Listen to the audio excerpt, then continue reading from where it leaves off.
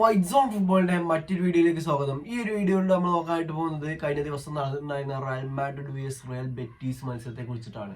ഈ ഒരു മത്സരത്തെ കുറിച്ച് പറയുകയാണെന്നുണ്ടെങ്കിൽ കഴിഞ്ഞ കുറച്ച് മത്സരങ്ങൾ എടുത്ത് നോക്കുകയാണെങ്കിൽ ഈ ഒരു ടീമുകൾ തമ്മിൽ ഏറ്റുമുട്ടി എടുത്ത് നോക്കുകയാണെങ്കിൽ കഴിഞ്ഞ 5 മത്സരങ്ങളിൽ ഒന്ന് മാത്രമാണ് ഈ ഒരു മത്സരം എടുക്കാതെ നോക്കുകയാണെന്നുണ്ടെങ്കിൽ ഒന്ന് മാത്രമാണ് റയൽ വിജയിച്ചിട്ടുണ്ടായിരുന്നത്. അത് ആ ഒരു 2022-23 സീസണിലെ ഇവരെ തമ്മിൽ ഏറ്റുമുട്ടിയ ഫസ്റ്റ് മത്സരമായിരുന്നു. അതിനുശേഷം നടന്ന മത്സരങ്ങളൊക്കെ ഡ്രോയിലാണ് അവസാനിച്ചിട്ടുണ്ടായിരുന്നത്. പക്ഷേ ഈ ഒരു സീസണിൽ ആദ്യ മത്സരമാണ് ബെറ്റീസിനോട് നമ്മൾ കളിക്കുന്നത്. പക്ഷേ ആ ഒരു മത്സരം എന്നൊന്നും ഇല്ലാത്തൊരു ഭയം റയൽ മാഡ്രിഡ് ഫാൻസിനൊക്കെ ഉണ്ടായിരുന്നു. പക്ഷേ ഈ ഒരു ഫസ്റ്റ് ഹാഫ് കണ്ടപ്പോൾ എനിക്ക് തോന്നിയത് നോർമലായിട്ട് ബെറ്റീസിനോട് പെർഫോം ചെയ്യുന്ന ഒരു റയലിനെ തന്നെയാണ് ആ ഒരു ഫസ്റ്റ് ഹാഫിൽ ഞാൻ കണ്ടത്. പക്ഷേ കുറേ ആൾക്കാർക്ക് ഈ റയൽ മാഡ്രിഡ് പോരാ, അടി പോയിക്കുന്നൊക്കെ ഫസ്റ്റ് ഹാഫ് കഴിഞ്ഞപ്പോൾ കുറേ വിമർശനങ്ങളും ഉയർന്നിട്ടുണ്ടായിരുന്നു ഈ ഒരു മാച്ചിനെ പറ്റി. പക്ഷേ സെക്കൻഡ് ഹാഫിൽ ആസ് യൂഷ്വൽ റയൽ ഗോൾ അടിക്കണം നമ്മൾ കണ്ടു. അങ്ങനെ 2-0 ഈ ഒരു ബെറ്റീസിനോട് ജയിക്കുക എന്ന് പറയുന്നത് വലിയൊരു സംഭവം തന്നെയാണ് റയലിനെ സംബന്ധിച്ചിടത്തോളം. അത്രയും മികച്ചൊരു സ്ക്വാഡ് സ്ട്രെങ്ത് ഉള്ള ടീം തന്നെയാണ് ലാ ലീഗയിൽ റിയൽ ബെറ്റീസ് എന്ന് പറയുന്നത്. ഈ ഒരു റയലിനെ സംബന്ധിച്ചിടത്തോളം നല്ലൊരു പ്രഷർ ചെലുത്താൻ കഴിയുന്ന ഒരു ടീം തന്നെയാണ് റയൽ ബെറ്റീസ് എന്ന് പറയുന്ന ആ ഒരു ഓപ്പണന്റ് എന്ന് പറയുന്നത്. അങ്ങനെ ലാ ലീഗത്തെ ഒരു മെയിൻ ടീമുകളിൽ ഒന്ന് തന്നെയാണ് റയൽ ബെറ്റീസ് എന്ന് പറയുന്നത്. ആ ടീമിനെ 2-0 തോൽപ്പിക്കാൻ കഴിഞ്ഞു എന്ന് പറയുന്നത് റയലിനെ സംബന്ധിച്ചിടത്തോളം നല്ലൊരു കാര്യമാണ്. അപ്പോൾ ഇതിലെടുത്ത് പറയേണ്ട മറ്റൊരു സംഭവം എന്ന് പറയുന്നത് 2-0 റയൽ മാഡ്രിഡ് വിജയിച്ചിട്ടുള്ളത്. ഈ 2 ഗോളുകളും നേടിയിട്ടുള്ളത് എംബാപ്പയാണ്.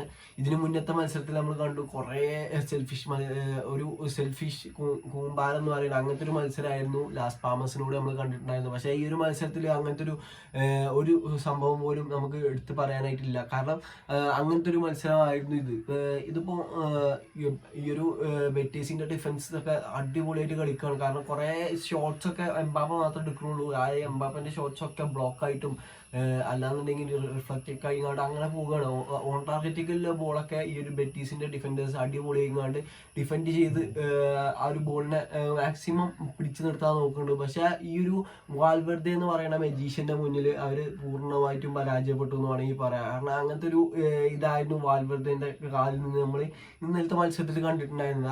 ആ ഒരു ഇടപെടലിൽ അല്ലെങ്കിൽ അങ്ങനത്തെ ഒരു സ്കില്ലവിടെ കാണിച്ചിട്ടില്ല എന്നുണ്ടെങ്കിൽ ചിലപ്പോൾ ആ ഒരു ഗോളെ വരാൻ ചാൻസ് ഇല്ലായിരുന്നു എന്നാണ്. ആ ഒരു രണ്ടാമത്തെ ഗോളിന് ചാൻസ് ഇല്ല. പിന്നെ ഇതിൽ എടുത്ത് പറയേണ്ട മറ്റൊരു സംഭവം എന്ന് പറയുന്നത് ഫസ്റ്റ് ഹാഫിൽ തന്നെ റയലിന് വേണമെങ്കിൽ ലീഡ് എടുക്കുകയായിരുന്നു. ആ ഒരു ഫസ്റ്റ് ഹാഫിലെ പെനാൾട്ടി എന്തുകൊണ്ടും ഒരു പെനാൾട്ടി ഇങ്ങോട്ട് കൊടുത്ത ഒരു ഇൻസിഡന്റ് തന്നെയാണ്. ഇതിന് മുന്നത്തെ സെവിയന്റെ മത്സരത്തിൽ അതുപോലത്തെ ഒരു ഇൻസിഡന്റ് തന്നെ പെനാൾട്ടി കൊടുക്കുകയും ചെയ്തിട്ടുണ്ട്. പക്ഷെ റഫറി ആ ഒരു പെനാൾട്ടി ഇൻസിഡന്റ് നിഷേധിക്കണതാണ് നമ്മൾ കണ്ടിട്ടുണ്ടായിരുന്നു. പക്ഷെ അതിനുശേഷം റയലിന് വേറൊരു പെനാൾട്ടി കിട്ടിയിട്ടുണ്ട്. ആ ഒരു പെനാൾട്ടി എംബാപ്പ ഗോളാക്കുന്നത് നമ്മൾ കണ്ടു. ഈ 2 ഗോളുകൾ ഏകദേശം 6-7 മിനിറ്റിനുള്ളിൽ തന്നെയാണ് 2 ഗോളുകളും വന്നിട്ടുണ്ടായിരുന്നത്. അതിനുശേഷം നല്ലൊരു പെർഫോമൻസ് റയലിന്റെ ആ ഒരു ആസ് യൂഷ്വൽ പെർഫോമൻസ് നമുക്ക് കാണാൻ സാധിച്ചു.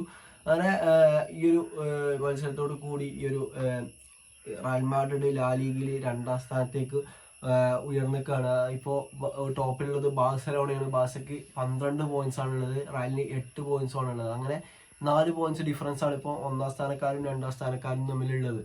ഇനിയിപ്പോൾ മത്സരം എന്ന് പറയുന്നത് റയൽ സോസിഡാഡിനെതിരെയാവും. പക്ഷെ അതിന് മുന്നേ ഒരു ചെറിയ ഇന്റർനാഷണൽ ബ്രേക്ക് ഉണ്ട്. അതിനുശേഷം ഇനി ഈ ഒരു ലീഗ് പുനഃ സ്റ്റാർട്ട് ചെയ്യുക. അപ്പോൾ നിങ്ങളുടെ അഭിപ്രായത്തിൽ ഇന്നത്തെ റയൽ മാഡ്രിഡിന്റെ പെർഫോമൻസ് എങ്ങനെയുണ്ട് എന്നുള്ളതൊന്ന് തീർച്ചയായിട്ടും ഒന്ന് കമന്റ് ചെയ്യുക. അപ്പോൾ ഇന്നത്തെ വീഡിയോ ഇത്രേ ഉള്ളൂ. ഈ ഒരു വീഡിയോ നിങ്ങൾക്ക് ഇഷ്ടപ്പെടുകയാണെന്നുണ്ടെങ്കിൽ തീർച്ചയായിട്ടും കൂടെ നിൽക്കുക. ഓക്കെ.